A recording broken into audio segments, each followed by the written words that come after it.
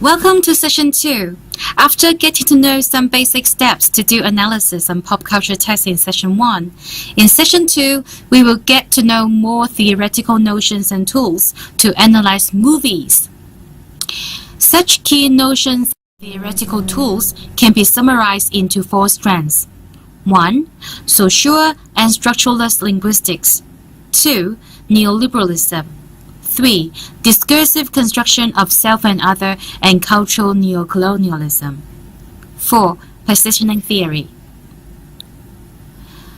Saussure's structuralist linguistics has laid foundation for developments in linguistics in the 20th century, and so he is considered as one of the founding fathers of modern linguistics. In simple terms, structuralist linguistics regards language as a self-regulating and self-contained system. For his time, linguists worked from a historical perspective and focused on relating existing languages to the dead languages. Saussure thought such research only answered the question, where does a language come from, instead of what is language. According to him, language is a sign system based on differences and contrasts. For example, how can we understand cat? When you hear or read the word cat, an image of a cat will pop up in your mind.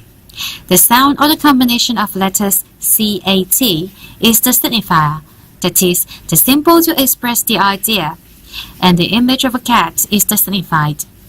So the word cat consists of 2 parts, the idea and the means to express such an idea.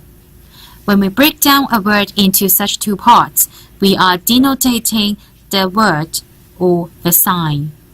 When we combine the signified and the signifier to make different meanings, we are generating different connotations. For example, if we say, she's a pussy cat, we are communicating the connotations of the word pussy cat. But how is Saussure's model of the sign related to analysis of popular culture? Roland Barthes thinks that structuralist linguistics help us to understand how the mass media works. It is in fact constantly adding the signified for us, constantly making new meanings with existing signs. For example, the diamond is a sign consisting of the word and the idea of a very hard rock. But the mass media will tell you it is a symbol of internal love. The third key point is neoliberalism. Neoliberalism has nothing to do with Neo in Matrix. Its main idea is that you need to rely on yourself because the whole world is a big free market filled with competition. The state has become a market facilitator instead of a caretaker. If you don't do well, it is your problem, not your government's fault. For example, a typical neoliberal subject would think that if students did not do well in the college entrance examination, it was entirely because they did not work hard enough, without noting that some underprivileged students already lost at the starting line.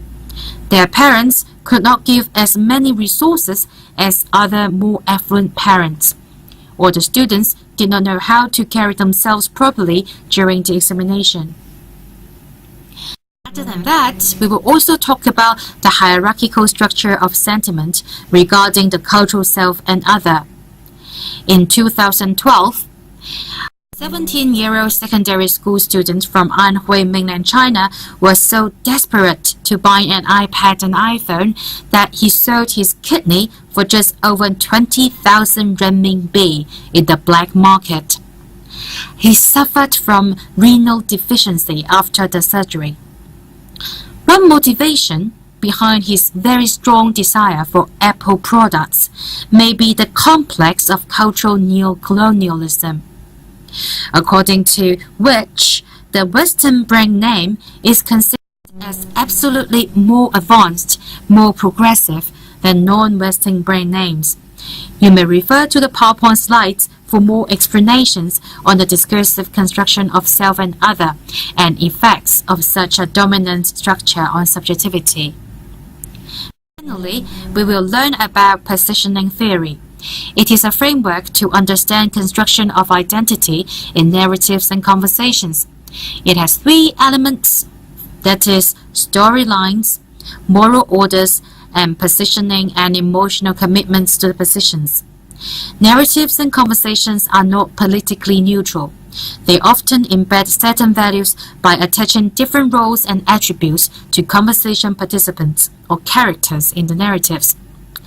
Think about two movies with female characters in trouble, Cinderella and Hunger Games. In Cinderella, Ella would remain her stepmother's servant if she was not found and saved by the princess. Whereas in Hunger Games, Katniss tries to save herself as well as her sister and allies in the brutal game. So, we can see these two movies have embedded different gender role values or different moral orders, and the two female characters, Katniss and Ella, are given different positions as females. The former more independent and stronger, and the latter more reliant and weaker. You will get to know more about positioning theory from the PowerPoint slides and explore using it in Session 2 and in Tutorial 1. Hope you find the trailer useful and looking forward to seeing you in Session 2.